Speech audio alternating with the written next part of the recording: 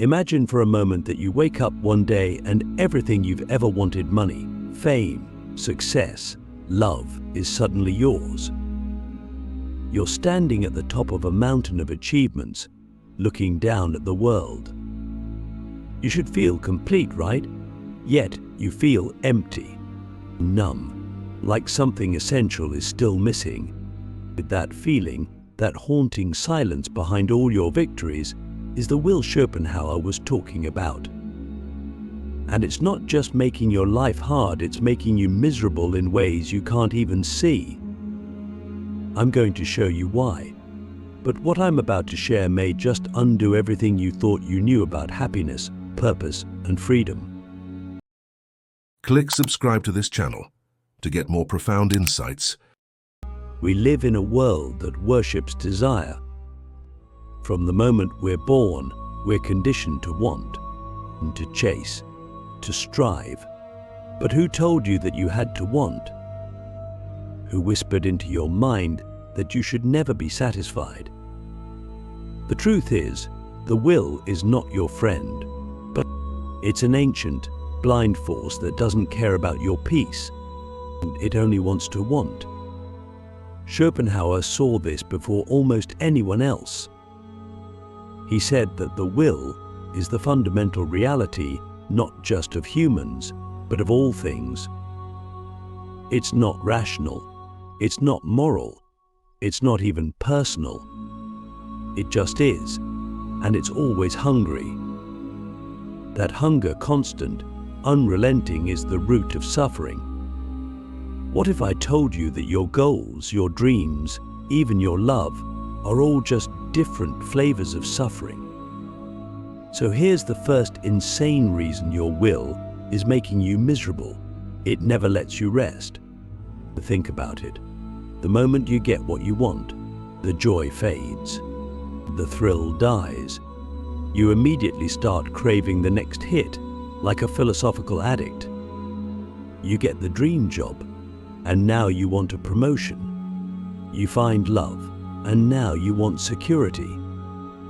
You win the game, and now you want legacy. The will doesn't care that you're exhausted.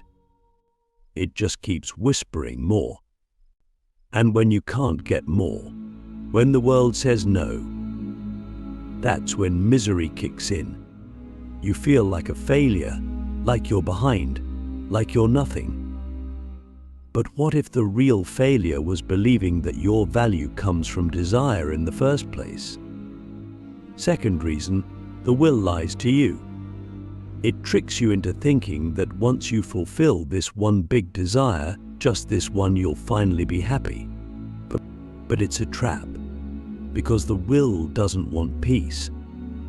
It wants tension. It thrives on the gap between where you are and where you want to be. That gap is its playground, and once you close it, the will creates a new one.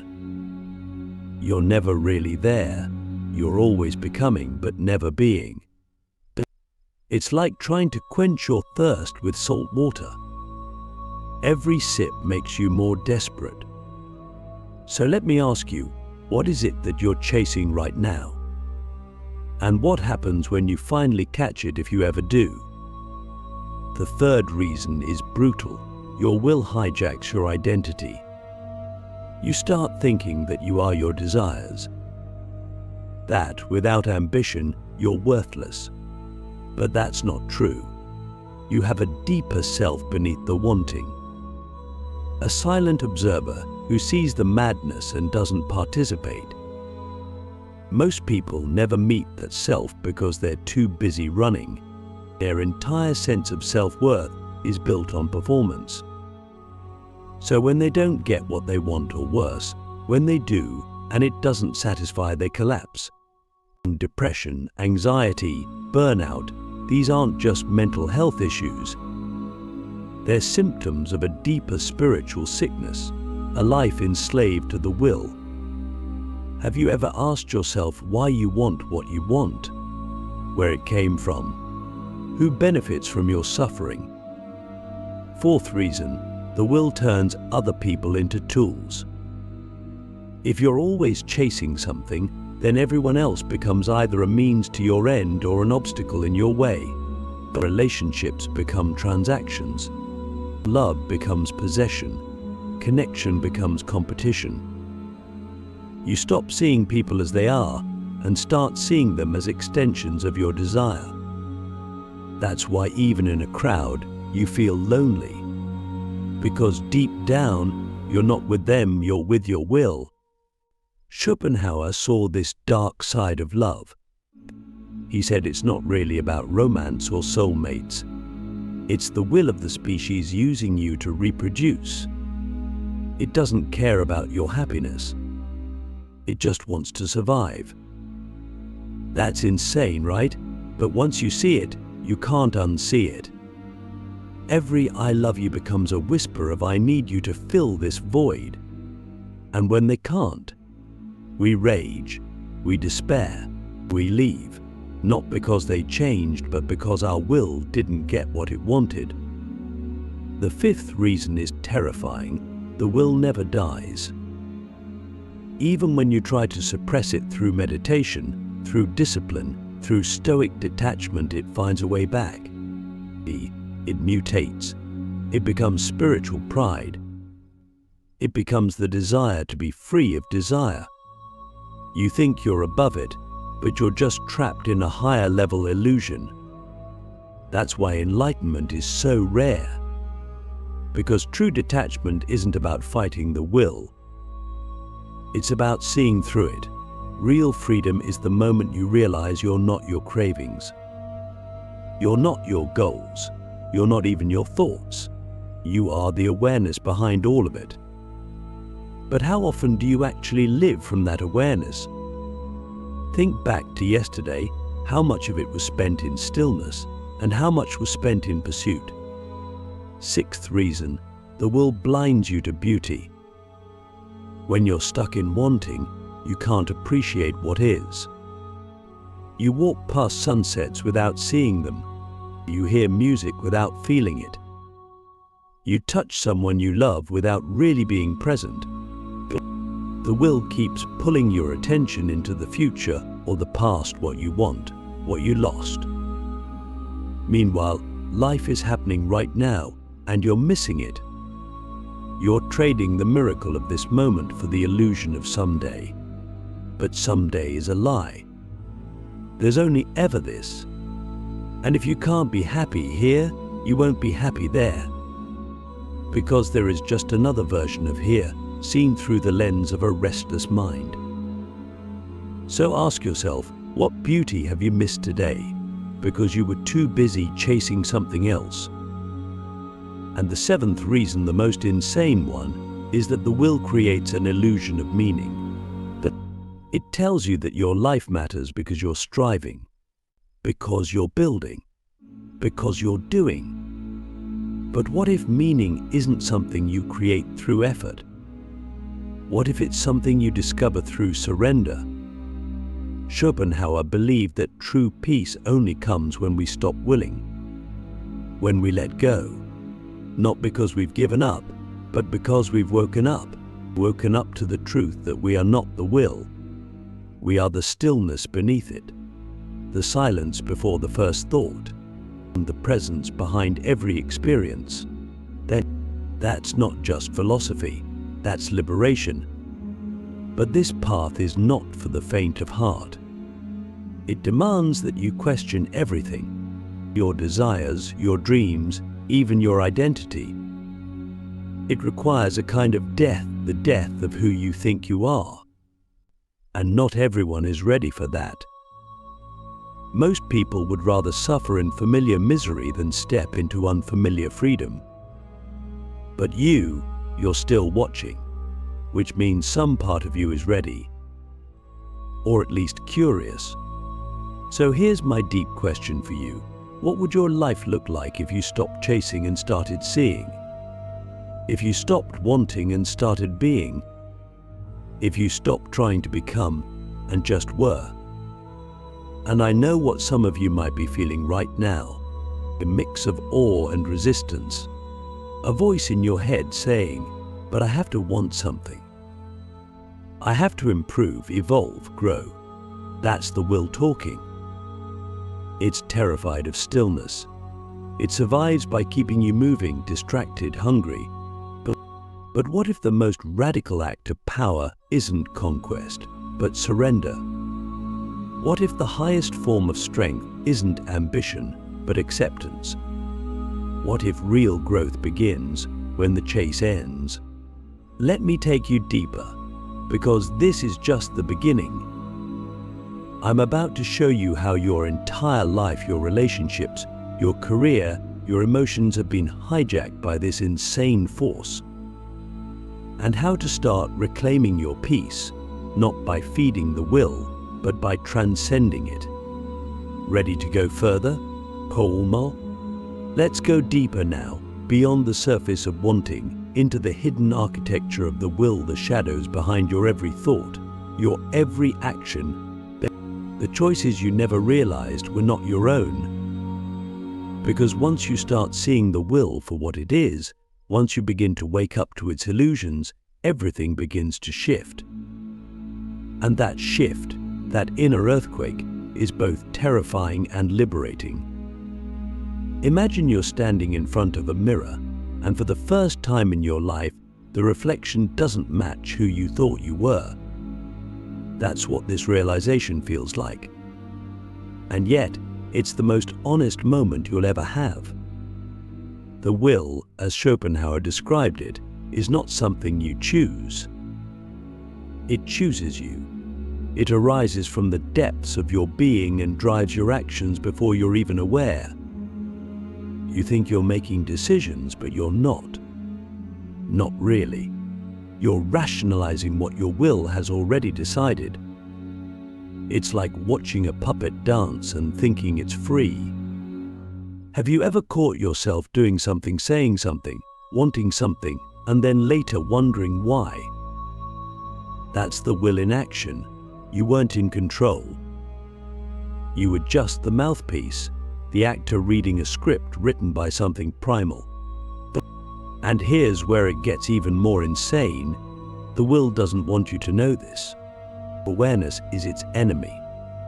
Because the moment you become conscious of the will, you begin to weaken its grip. You begin to question. And questioning is the first step toward freedom. But awareness hurts. It's like turning on a light in a room filled with ghosts you've been pretending weren't there. Most people run back into the dark because it's easier, it's more comfortable. But you're still here. That means something. That means you're not just another puppet. You're starting to wake up. Now let's talk about suffering. Schopenhauer said that to live is to suffer, and to survive is to find meaning in that suffering. But what if that suffering isn't punishment? What if it's the very signal that the will is at work? Every time you suffer, it means you're caught in the grip of a desire that isn't being fulfilled. You're resisting reality, and resistance is pain. Then think about the last time you were deeply unhappy. Wasn't it because something didn't go your way? Because life didn't bend to your will? That's the trap. We think suffering comes from the world, but it actually comes from the distance between what is and what we wanted it to be. We close that gap not by forcing reality to change, but by letting go of the will, and the suffering dissolves. So here's the deeper question. What are you resisting right now? What truth are you unwilling to accept because it doesn't serve your will? Our modern world is built on the glorification of the will. Hustle culture, self-improvement, the obsession with legacy, it's all just the will dressed up in fancier clothes. But underneath it's the same beast, always hungry, always unsatisfied. The irony: the more you feed it, the stronger it gets. The more successful you are, the more ambitious you become. The more love you receive, the more afraid you are of losing it. The more you achieve, the more terrified you are of falling behind. The will turns blessings into burdens. It turns pleasure into addiction. It turns freedom into fear. So ask yourself this: is your ambition making you happy, or is it making you a prisoner? Let me tell you a story. A man climbs a mountain seeking enlightenment. He's heard of a monk who lives at the peak, a man who has transcended suffering. After days of struggle, he reaches the summit, exhausted, bleeding, but hopeful. He finds the monk sitting quietly. The man says, "Master, I've come for the answer. What must I do to be free?" The monk looks at him and says, "Drop the rope." The man looks down. In his hands is a thick, coarse rope tied tightly around his own neck. He's been climbing with it the whole time, pulling it tighter and tighter. He didn't even realize that rope is the will. You're holding it right now. The question is, are you ready to let go? But letting go isn't passive. It's not apathy. It's not laziness. It's active surrender. It's the fierce courage to say, I don't need to control everything. I don't need to chase every desire. I don't need to be everything for everyone. That I am enough here in this moment as I am. That is the most radical statement you can make in a world addicted to striving. It's a rebellion against the will, and it scares people. Because if you're not chasing something, they think you're lost. But what if not chasing is the beginning of being found? There's a strange paradox here. The more you let go of the will, the more you actually start living. You begin to taste your food. You begin to feel silence. You begin to see people, not as tools or threats, but as souls. Life stops being a battleground and starts becoming a dance. You're no longer a soldier, you're a witness. And in witnessing, you find peace. Not the peace of having everything you want, but the peace of no longer needing it.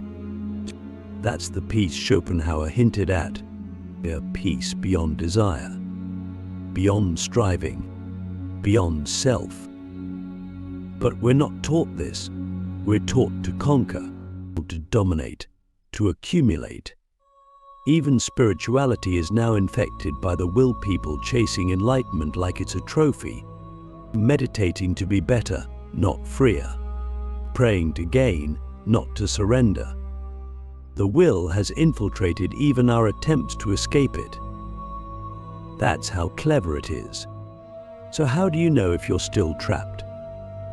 Ask yourself, are you seeking peace, or are you manipulating the universe to give you what your ego wants? There's a difference, a massive one. What does it mean to live without the will? It means being present. It means saying yes to what is, even when it hurts, especially when it hurts. It means seeing pain not as a failure, but as a teacher. It means dropping the story of me and beginning to dissolve into the now. You don't disappear, you become more real, or less reactive, more aware. You're not driven by craving, but by clarity. You don't need to control others because you no longer need them to validate your worth. You don't need to prove anything because there's nothing missing. And here's something profound. When you stop being driven by the will, people around you begin to feel it. You become a still point in a spinning world. Others are drawn to your calm, your presence, not because you're trying to impress them, but because you're free. And freedom is magnetic, real freedom, the kind that can't be bought or sold, the kind that lives in the eyes of a person who has nothing left to prove. But this freedom has a cost. You must die to who you think you are. You must let go of the image, the persona, the mask. You must be willing to be nobody, and that's terrifying. Because we've built our entire lives around being somebody. But here's the twist. Only when you become nobody can you truly be everybody. Only when you empty yourself can you be filled by life itself. This is not just philosophy. It's not just psychology. It's a revolution of consciousness, a turning point. And you're at the edge of it right now, watching this, feeling something stir. Maybe it's just curiosity. Maybe it's the first crack in the armor. Maybe it's the beginning of awakening. Whatever it is, honor it. Don't rush it. Let it unfold. The will has ruled long enough. It's time to meet the part of you that's beyond it. So I leave you with this question. Who are you without your wants? Without your fears, your goals, your image? Who is watching all of that? And are you willing to live from that watching place, even if it means walking away from the world you thought you had to conquer? Now that we've peeled back the layers of illusion, exposed the will for what it is, and stared into the abyss of our own constructed desires, then we arrive at the edge of something deeper. A silence. A space where the ego trembles, where the will begins to lose its grip, and where something ancient, something quieter than thought starts to awaken. If you're still here, it means you've felt it. Maybe only a flicker, maybe a brief pause between your thoughts, but that space is the beginning of everything true. And yet, paradoxically, it's the end of everything you've ever believed yourself to be. What happens when you no longer wish to climb the ladder? When the race loses its meaning? When the desire to be someone dissolves like mist in morning light? That's when the real journey begins. Because the will, as Schopenhauer warned, is not just a source of suffering, it is the veil that hides reality. It keeps you trapped in a dream, a cycle of becoming, while the vastness of being waits silently in the background. Most of us live our entire lives in that dream. We chase love, success, power, even spiritual experiences, hoping they'll complete us. But they only deepen the illusion. Because all of it is still within the domain of the will. Let me ask you something that might shake you. Have you ever truly experienced a moment without wanting it to be different? A moment where nothing was missing. Not because everything was perfect, but because you were finally present. That moment is what the mystics and sages have pointed to for centuries. That is the doorway out of suffering. And the key to that door is not effort. It's surrender. But not the kind of surrender that means giving up or giving in. It's the surrender that comes from seeing clearly. From realizing that the will, no matter how noble its disguise, is always a thief.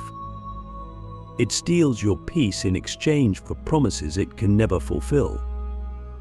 We live in a culture that celebrates struggle or hustle, the grind. But what are we really grinding away at? What are we sacrificing in the name of progress? The will convinces you that if you just push a little harder, you'll arrive. But you never do, because the destination keeps moving. It's a treadmill, not a path. And the tragedy is that we teach our children to step onto it before they even know who they are. We tell them to dream big, to reach for the stars, to never settle. But we don't teach them how to be still, how to accept, how to simply be. And so they grow up, like us, addicted to becoming. But here's the secret. You were already whole before your first ambition. You were already enough before your first success. You were already free before your first failure. The will doesn't want you to know that, because the moment you do, you stop playing its game. You stop chasing meaning and start living in it. not as something to achieve, but as something to reveal. It's important to understand that the will is not evil. It's not your enemy. It's a force, like gravity, like fire. It's part of the fabric of existence. But when you mistake it for your true self, when you let it drive your life, it becomes a tyrant, a whispering God that never stops demanding sacrifice. And the altar it demands is your peace, your presence, your joy. So what do we do? How do we live in a world built on will without being consumed by it? We begin by observing. Watch your desires like clouds passing through the sky of your awareness. Don't fight them. Don't follow them. Just see them. That seeing is the beginning of freedom. Because the moment you observe without reacting, a gap forms, a space between you and the will. And in that space, something miraculous begins to emerge, choice. Not the illusion of choice the will offers, where you're just choosing between different desires, but real choice. The choice to not participate, the choice to rest, but the choice to be. This isn't a philosophy of escape.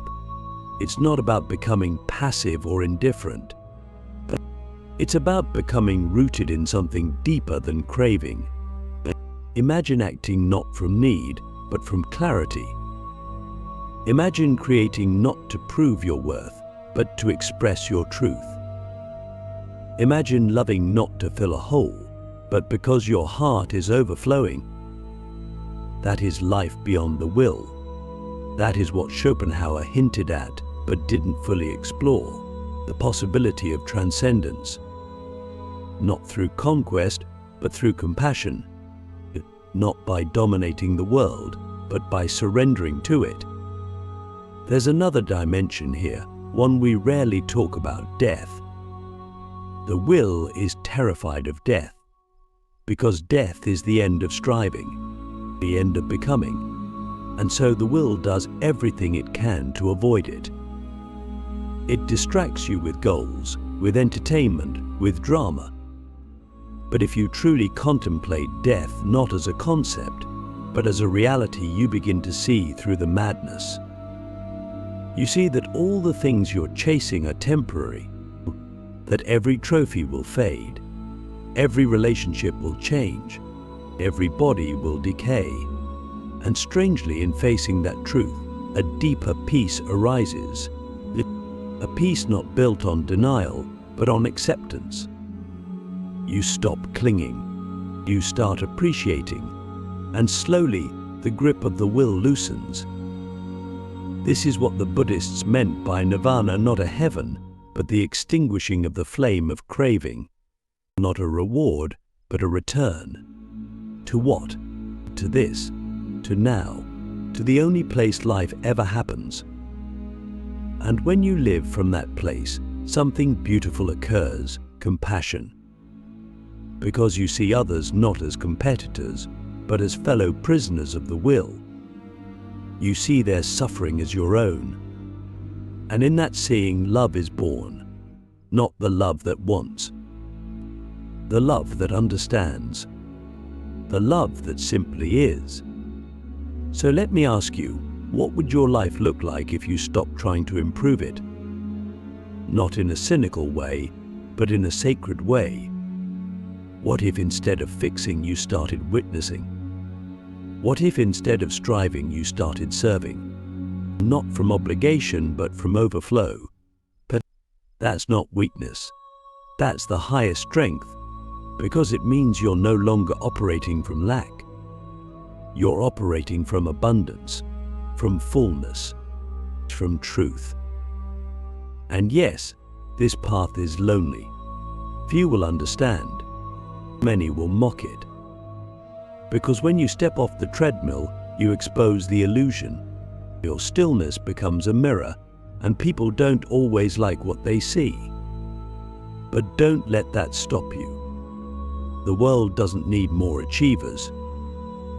It needs more awakeners. People who live from the center, who listen more than they speak, who walk slowly, love deeply, and see clearly. But this isn't about renunciation. You don't have to become a monk. You don't have to abandon your career or relationships. You simply have to shift your center of gravity from wanting to witnessing, from doing to being, from fear to presence. And when you do, everything changes. Not because the world changes, but because your relationship to it does. You begin to taste the subtle joy that arises when nothing is missing. The joy that can't be bought, can't be earned, can't be lost. The joy of being alive, fully, without conditions. That's the prize. That's the payoff. And it's not flashy. It's not cinematic. It's quiet. But in that quiet, you find something more valuable than anything the will can offer: peace. Not the peace of circumstances, but the peace of consciousness. The peace of no longer needing to be anything other than what you are. So as we close this journey, I leave you with one final question. Sit with it. Let it echo. Let it burn if it needs to. Here it is. If you gave up everything the will ever promised you, and all that remained was this moment, just this, would it be enough? Because if the answer is yes, then you are free.